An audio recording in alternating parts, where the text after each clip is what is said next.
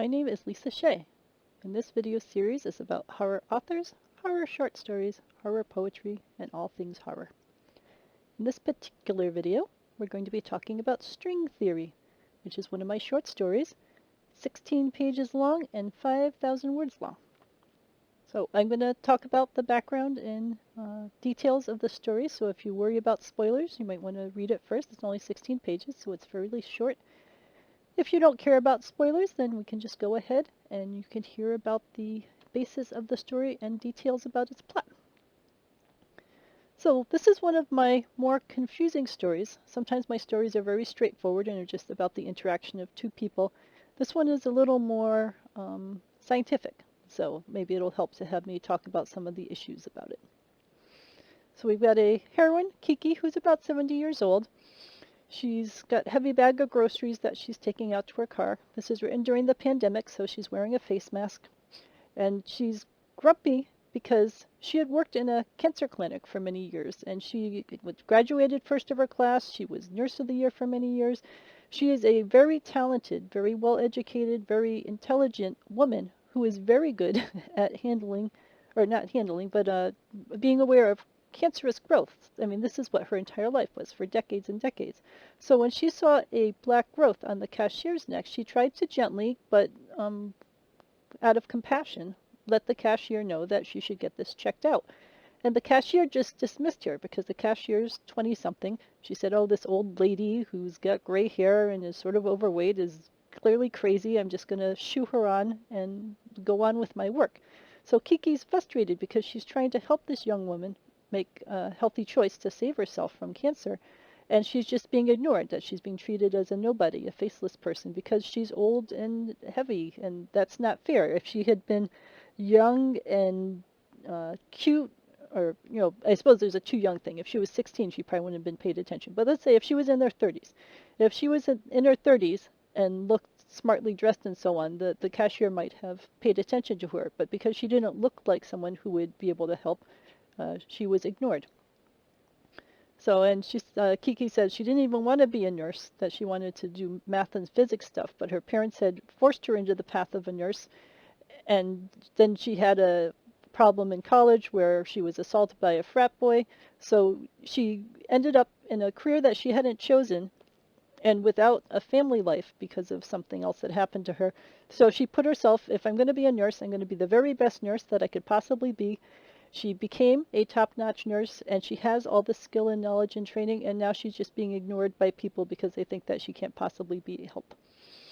So she decides, well, all right, fine, cashiers are ignoring me, but there must be some way that I can still be a help to people. I'm retired from the clinic, the cancer clinic where I work, but there might be other groups of people that I can interact with and have discussions with people about topics I enjoy. So she decides that the library has opened up after being shut down from the pandemic for a while, and she will go to that and see what happens. Excuse me. So she goes to the library. They're going to have a talk on string theory, and Kiki's thrilled because she had loved math and physics when she was in high school and into the early years of college, and maybe this is her chance to start in a new career path, one that she actually adores, and to be able to have some fun discussions and maybe make some discoveries. So there's an elderly gentleman in his 90s who comes up and says he's going to give the talk on string theory. And he starts talking about how string theory has 10 dimensions, and there are teeny little objects in these 10 dimensions that look like they're just particles, but they're teeny tiny strings, and they interact in a way that handles electromagnetism, strong forces, weak forces, and gravity.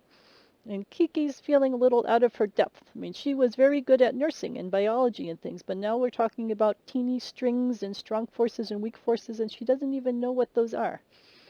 So then he says, all right, so let's talk about how tiny. We used to think a molecule was the smallest thing, but then we realized molecules have atoms. So we said, okay, atoms are the smallest things. But look, atoms actually have little tiny protons, electrons, and neutrons in there. We said, okay, those are the teeniest things. But now we talk about quarks and gluons and leptons. And once again, Kiki's feeling completely out of her depth. She has no idea what any of these things are. The speaker is just going on as if people understand these beginning concepts before he gets into the actual depth of the string theory, and she doesn't even know what the beginning concepts are. So now she's feeling very unhappy that maybe she is as stupid as all these cashiers and stuff think she is. Maybe she's gotten old and her brain isn't working well anymore, and maybe she's missed her chance. That she could have been a great mathematician or physicist, but because she took on nursing again, which her parents made her take, now she doesn't understand the theories he's talking about or the hypotheses that he's talking about, and she's just wholly discouraged at this point. She says, fine, I will just go home and go to sleep. So she has a dream. In her dream, she's back in college, her sophomore year, and she's dressed for the party. She's all happy, but she's not sure she wants to actually go out to the party in her dream. So instead, she gets a box of thumbtacks, paper, scissors, and thread, and she starts folding origami cranes and sticking the thread through the crane, so they're like a dangling crane, like a Christmas ornament. And then she's sticking the strings, into the ceiling so that they are dangling from the ceiling, sort of like a giant mobile. And she's putting them in precise places. And she doesn't really understand why, but this is, people do all sorts of things in dreams that they don't understand why. So she just goes with it. So she spends a whole bunch of time making this arrangement of cranes and different length strings hanging in different spots in her dorm room and looking at them from different angles. And she starts to see that like the strings cross with each other and intersect with each other, but she doesn't quite understand what it's all about. So she wakes up and she blinks, and it's sort of dark because she's just waking up in the middle of dawn. And she looks over at a blank wall and she sees words floating there. Sort of like when you look at a cell phone or something else that's bright and then you turn and look somewhere else, you often still see the after image of the object that you're looking at. So she's having that same sort of reaction where there's letters that are sort of like burned into her eyes. And she wonders, did this come from the dream? If I saw letters in a dream, can they even burn into your eyes because you didn't see them in real life? You just see them in a dream state. And then she turns on her light and the letters are gone. So I will say that this is actually the starting point for where I started writing the story, because this happened to me. And, undoubtedly it's just a hallucination in essence, where you're still not quite awake from the dream, so you've got part of the dream state and part of the awake state. And I'm sure plenty of people have had situations happen where they thought they woke up, but they're actually still dreaming, and then strange things happen, and then they do wholly wake up. So maybe I was in one of those kinds of not quite awake kinds of stages. But when that happened to me and I saw letters swirling on the wall, I wondered, can you actually have an after image from something you see in a dream? And of course, I was half asleep, so these things made sense to me at the point. But the thought stayed with me, which is how I ended up starting writing this story, and then the rest of it moved outward from there. And also, the whole concept of an older woman suddenly being put out to pasture and not treated like they have insightful things to say about topics, even when they've had decades of really wonderful experiences, and maybe they held very high level jobs, but the moment they retire, it can be that they are dismissed as just an old lady. And it doesn't seem to happen as much with men. If a man's a CEO of a corporation and he retires, then often people still go to him for advice and look at him as a mentor and such. But for some reason, it doesn't seem to happen quite as often with women, that they tend to be relegated, oh, she's just a grandmother, or oh, she just makes cookies, or whatever. Hopefully that can get better over time. All right, so she's awake. She's out walking on a hiking trail. Dog's been harassing her, so she's feeling all agitated by the dog, and she's just going to go back to her car. But as she's heading back to her car, she sees that a ponytailed jogger is heading towards the jogger's van, and Kiki sees a string, not a real string, but a vision of a string going from the jogger's forehead off into the distance. And the jogger is muttering that she's coming, as if she's late for something, that she probably has to go pick up her child from school or something like that. But Kiki realizes that the string is probably representation of this jogger and the person that the jogger is thinking about at the time. So Kiki says, well, I'm clearly just hallucinating. I already had this hallucination about letters on the wall. Now I'm hallucinating strings. My brain is just falling all apart. And I just have to give up on being able to handle things going forward. So she has another dream the next night. She's in her dorm room again.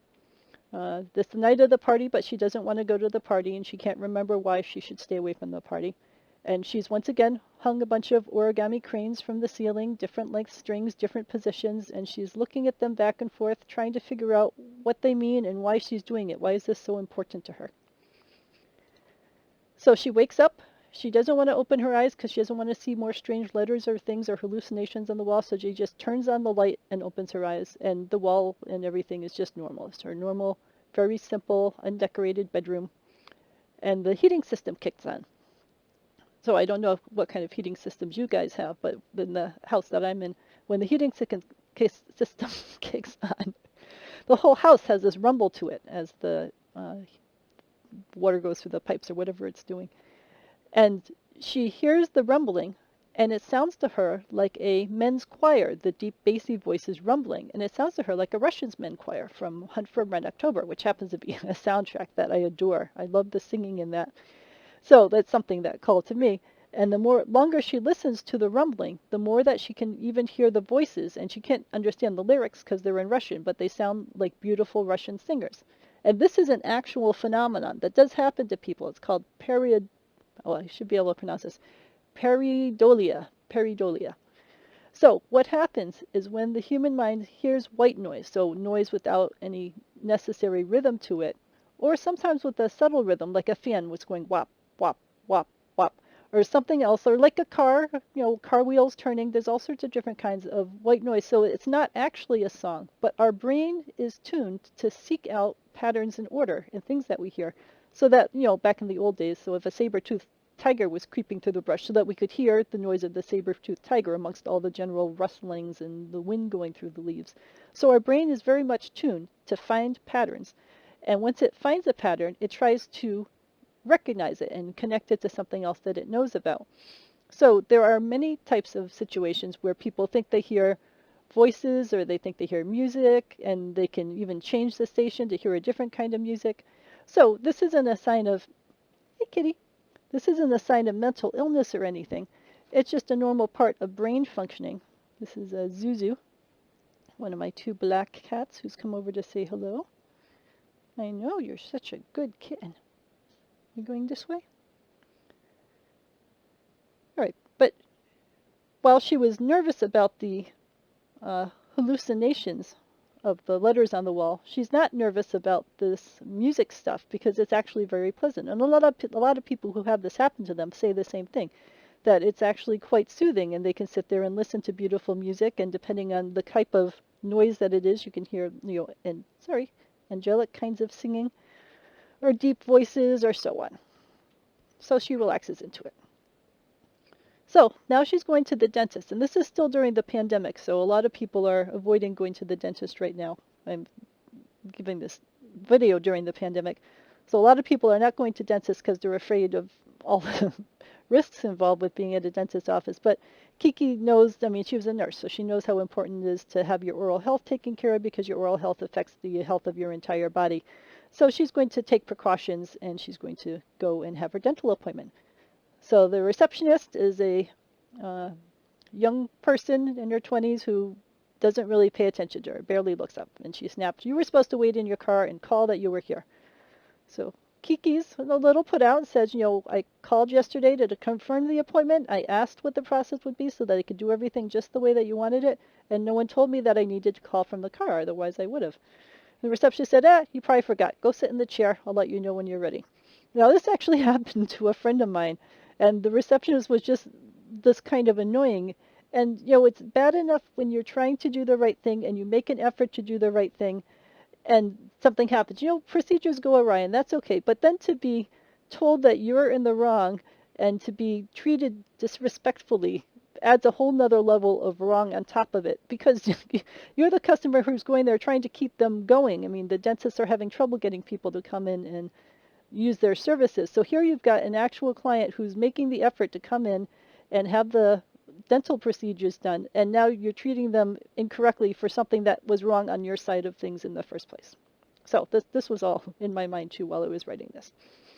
So Kiki's frustrated because she knows that she wrote down the instructions properly. She did everything exactly as they told her to do it because she's been a nurse for decades and she knows the value of doing things right the way that they're told. And she wrote it down. And here the receptionist is treating her like a doddering old lady who can't possibly know what she's doing. So the receptionist scratches at a growth on her neck. And the growth has jagged, irregular borders. And Kiki knows that this is a cancerous growth because this is what Kiki's been studying for decades. So she's very attuned to it.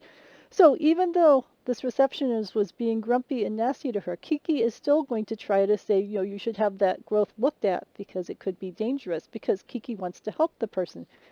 And in response, the receptionist puts her hand up in Kiki's face and said, I said go sit, we'll call you. All right, someone did this to me. And it was so infuriating that I was trying to say something to be helpful to them. And I was saying it in a gentle way. And, maybe it's the age range I'm in or something. But the act of putting your hand in someone's face, in essence, just saying, shut up, is extraordinarily rude to me and made me quite upset at the time. So I refused to work with that person. It was in the Staples that this happened. And in this case, it's the receptionist. So I don't think it's something that should be done like in any relationship, never mind in a customer service kind of relationship, to just put your hand in someone's face, in essence, say, shut up. So Kiki's furious. And she starts, in her mind, ranting about how she's just going to let this person die because this person was clearly not deserving of her help. So Kiki looks at the lesion but just says, nice tattoo. And the girl says, yeah, fine.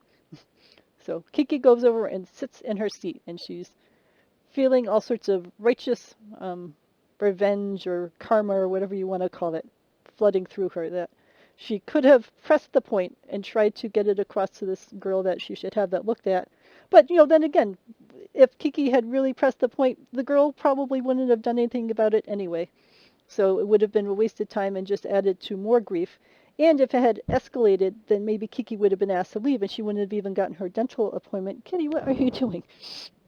Wouldn't have even gotten her dental appointment done, which is the whole point of Kiki being there. No, Zuzu, she likes to eat the microphone controller, I think because it's soft rubber.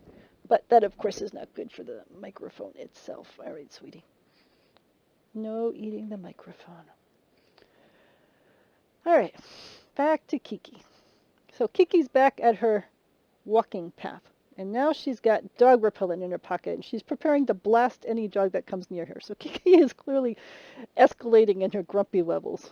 She's just had it with the world. The world is clearly not taking care of her, so why should she bother taking care of the world? So it's a gray, cloudy day, and now she's seeing more and more strings coming out of people. It's always coming out of their forehead, and it's going off towards someone else that she assumes has an emotional connection with the person. And she sees two people who are in love with each other, and their strings go right between each other's heads. So that seems to play forward in her theory. And then Kiki says, well, if other people have these strings going to people they're connected with, I wonder if I have any strings. So she stops and she turns in a circle trying to see if there's any, because, you can't look at your own forehead, but she's trying to see if there's any spot where she sees where the string is coming out of her forehead and going somewhere, and there is nowhere. So she has a sense that she herself has no connection with anywhere. And that makes her sad because, she never married, she never had kids, her parents are dead, and she doesn't even have any work friendships. All her work friendships faded away. And she says, well, did I ever really have anyone that I was strongly connected with? And she says, oh, well, I suppose back in college, I had my dorm roommate, Eleanor, and we get along really well, and we had a great relationship, and I haven't talked to Eleanor in a long while. She says, well, maybe I should find Eleanor. Maybe this is all a sign that I'm starting to feel lonely. I don't have work anymore. I tried the library group, and that didn't quite work out. So maybe I should track down Eleanor and see what Eleanor's doing, and maybe I could rebuild my relationship with her. So now we have Kiki dreaming again, staring up at the origami cranes, and they're all hanging at the perfect length and the perfect spot. And now every time she moves to different locations and looks up at them, Kitty, that's a typewriter. Typewriters are not for eating. Sweetie? I suppose you can't really cause too much harm to the typewriter. So she starts looking at the strings, and from different angles, the strings are intersecting with each other in different ways. And suddenly, when she moves her head to a certain spot, she sees a parallelogram between. Whoa! Whoa! What in the world? Oh, kitty. It's okay. It's all right. Just I don't want you to be hurt. How did you even do that? Do I even want to know? You're a very good Zuzu. Here, come sit over here. Come, relax. All right, so she sees the parallelogram, and the shape of the parallelogram brings a song to mind about lonely people. And she doesn't know why, but she keeps studying and studying. So then she wakes up. So now we're back in her waking world. Kitty, you are just full of rambunctious energy today. In her waking world, she finds an old photo album and puts up an old photo of herself to use on the social network. And then she tries to track down this friend of hers, and she finds her. And she realizes with shock, oh, Kitty, that Eleanor has gotten old, as tends to happen to all of us as time keeps on slipping into the future. So, but it is Eleanor. Eleanor has the right college listed there, the right hometown. And so she decides that she's going to contact Eleanor. So Eleanor seems to have lots of children and grandchildren. And Kiki remembers that Eleanor wasn't a great student, so it looks like Eleanor only stayed at the elementary school nurse position for 2 years and quit and got married. So Kiki hits the friend button and now waits for Eleanor to respond. So now we're back to the dream state. And now that Kiki knows that she's looking for shapes in the string intersections, now she finds more shapes. She finds a nice isosceles triangle and a rhomboid and so on. And every time she sees a shape, it brings words to mind. So this is a type of thing that does happen to people. The one that people tend to hear about more often is when you hear music and you see colors to go with the music. And again, this doesn't happen to everyone, but a certain group of people have this sort of thing happen. Or they see foods and they see colors, or there's all sorts of combinations, but the senses intersect. So you have one sense triggered, like the sense of sight, like you see a number, and then another sense triggers, so you hear a sound or so on. In her case, she's seeing shapes, geometric shapes, like a isosceles triangle, and it brings to mind words and lyrics from music.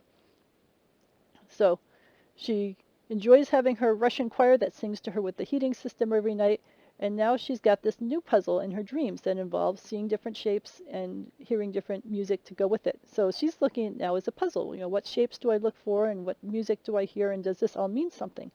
And she thinks this is pretty cool. I think most of us would think this is pretty cool. Maybe she'll win the Nobel Peace Prize if she finds something that really connects all these things together. So in her dream, the dorm room opens, and Eleanor, who is her college dorm roommate, pokes her head in, saying, "You coming? We're going to the party, and Gregory might be there." And Kiki's all excited. She hadn't even thought about Gregory in a long, long time, but Gregory had been a boy that she'd been obsessed with in her early years of college. He loved literature, he loved blues, she could talk with him for hours and hours.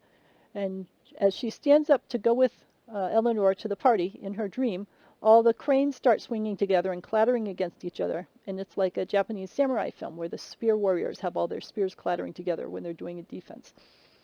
And I love Japanese films, and I love especially Japanese samurai films. So this is the kind of imagery that comes naturally to my brain. So they're heading off to the party. So Kiki pops awake.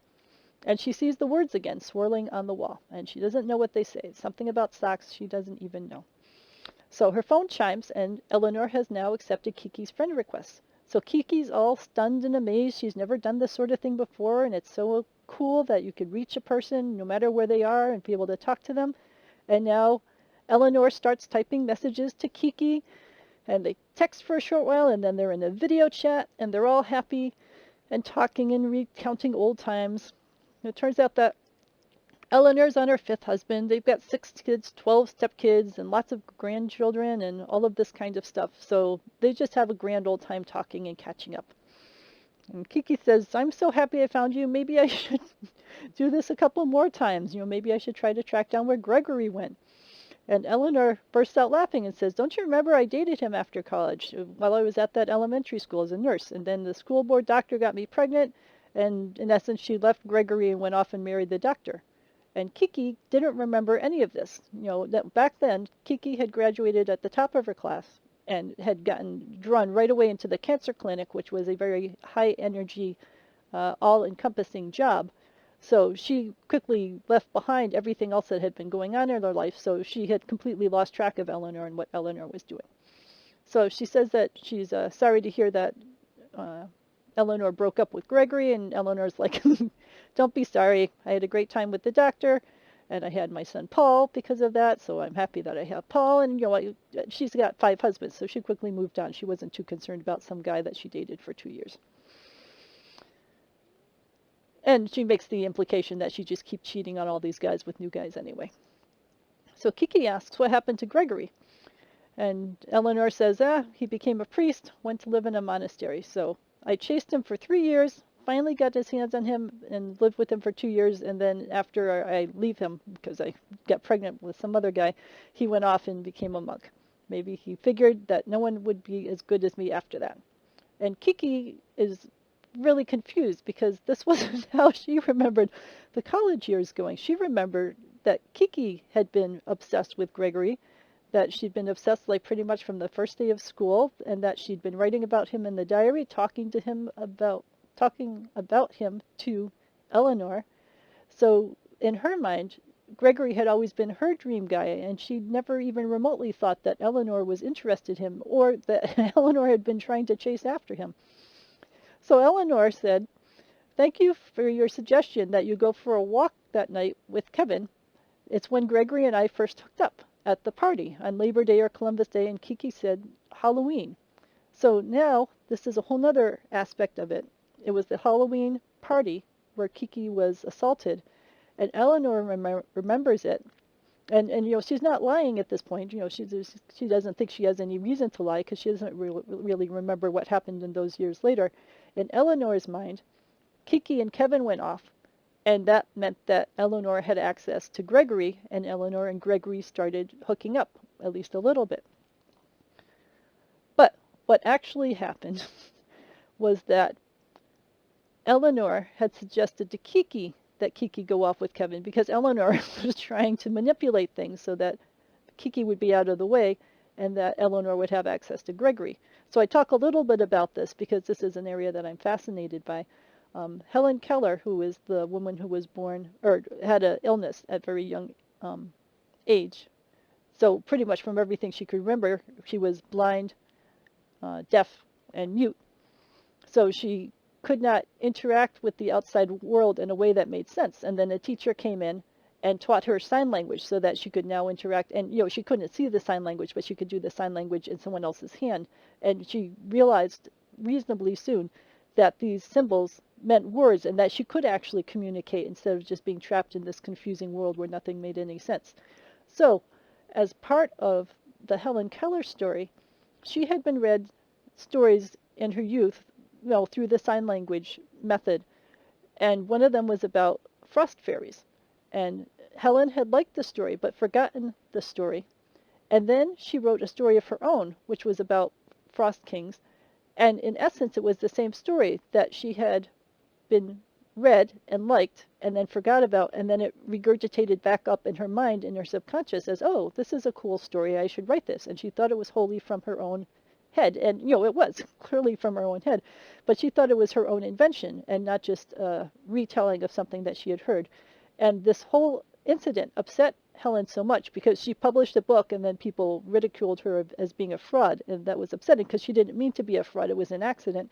So then she refused to write fiction ever again because she was always worried that something that she wrote would end up being something that had just been stuck in her subconscious that someone else had written.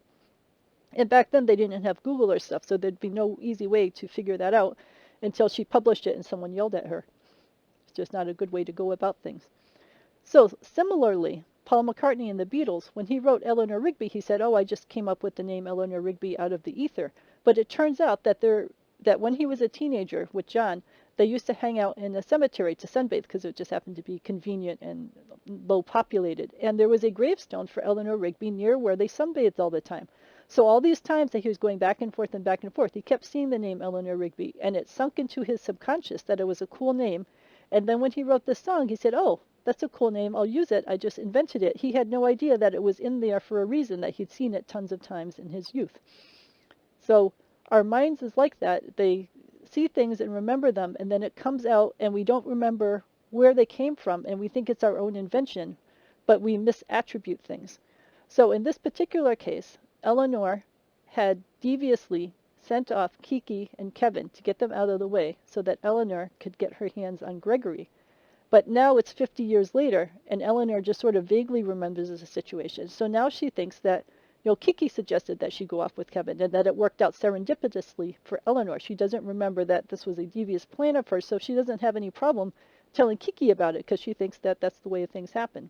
Kiki, of course, realizes that that's not what happened, that Eleanor had plotted this all, and that Eleanor had planned to get Kiki out of the way. So Kiki went to the party and decided that this was going to be the night that she told Gregory how she felt, so that they could be a couple together and she could live her dream. And she had a whole bunch of drinks to build up courage for it, alcoholic drinks. So now she's fairly drunk. And she sees that Eleanor is chatting with Kevin. And then Eleanor tells her that Kevin has something important to tell her. And Kiki figures, well, guys sometimes are shy about revealing their feelings. Maybe Gregory told Kevin, and Kevin's going to tell Kiki to sound Kiki out and see how Kiki feels about it. And then if Kiki shows that she's interested in Gregory, the two of them will hook together. This is the sort of thing that happens between relationships when people just don't come out and tell each other how they feel. So Kiki goes with Kevin, figuring that Kevin's going to talk with her about Gregory.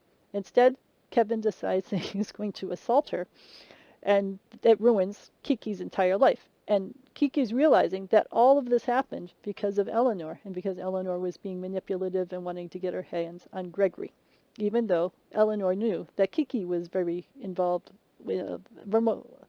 was hoping to be involved, was very dreaming about Gregory all the time and wanting to be with Gregory. So Kiki's remembering all of this and processing all of this, and Kiki is now back talking with Eleanor, and out of her musings, and said, okay, do you remember why I wanted to go walking with Kevin? Because again, she figures if Eleanor has forgotten what the actual situation was, then Eleanor will now reveal what her motivations were. And Eleanor says, I believe you were tired of living life as a virgin, that you decided to get it out of the way. So Eleanor not only told Kevin to get Kiki out of the party, but she apparently told Kevin that Kiki was interested in sex, and maybe even said, you should have sex with her, and maybe even if she's a little feisty, this will be good for her in the end, or something like that. Or maybe Kevin was just a jerk and raped her even though she was saying no. We can never know.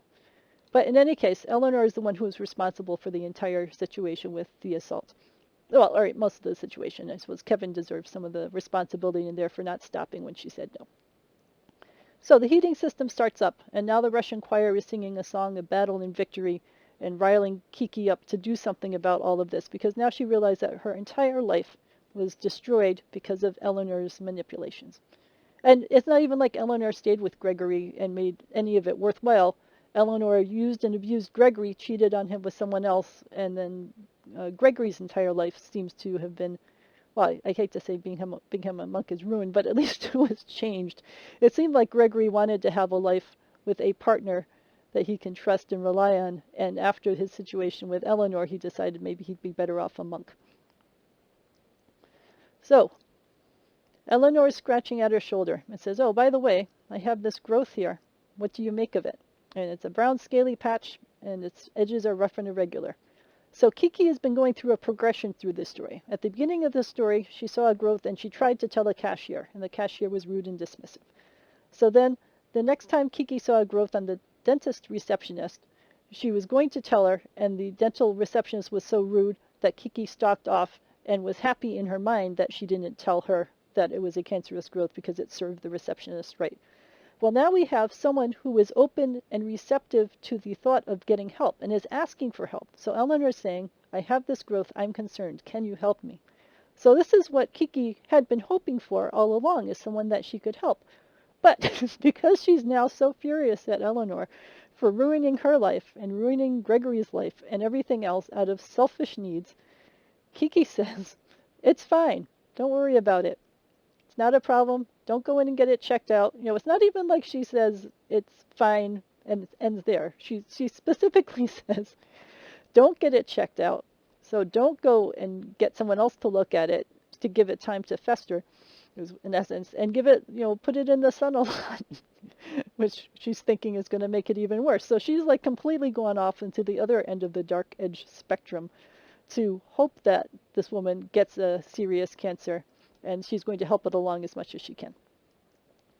So then she hangs up and she's thinking about dreams, and now she starts to see an ivory line come out of her head, and it's heading off somewhere to the west. And the west happens to be where Gregory's monastery is. So she searches on Gregory's name, she finds him. He is at the religious order's brewery monastery, which is an hour to the west, and she sends him a friend request. And her thought at this point isn't that she's going to end up in a romantic relationship with him. But a little further back, we talked about Jo from Little Woman, and I'll just scroll back up there, when she's talking about the costume that she was wearing to go at the costume party.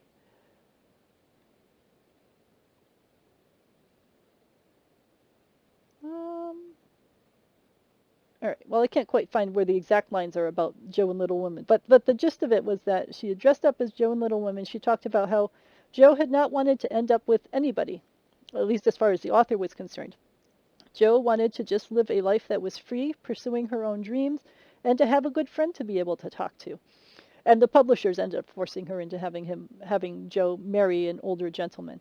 So in essence, what Kiki is thinking is, you know, at this stage in life, I don't need a partner, and I'm sure Gregory's well settled into his routine, but I would really like to have a friend to talk to, someone that I can trust and rely on, that I'm sympathetic with.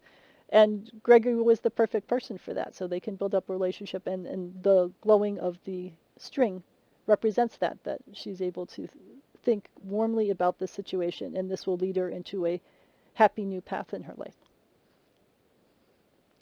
So a lot of different topics in here that I'm addressing. One part of it is that I love all of the kinds of mental situations where you hear music and rumbling white noise. I have that happen to me, where you see things that aren't there, where you see things that are related to other senses. So you see shapes and you hear music or so on. That's very cool with the way the brain works. The way that dreams and reality, you have scenes from reality in your dreams, and then sometimes right when you're waking up, you still have hints of the dreams in your real life situation. So I love all of those topics, and then also I'm concerned about the way we treat older women and start to treat them as being less important just because they look older. So therefore their face is wrinkled, therefore they must not have anything useful or important to say, and they just get completely, in many cases, I mean clearly not everything here is in all cases, but in many cases they get treated with less respect than middle-aged woman or younger woman. So I think these are things that our society should think about. So let me know if you have any thoughts about this story or some of the topics that I touched on here. Please like and subscribe to the video, and I look forward to talking with you again soon. Have a great week.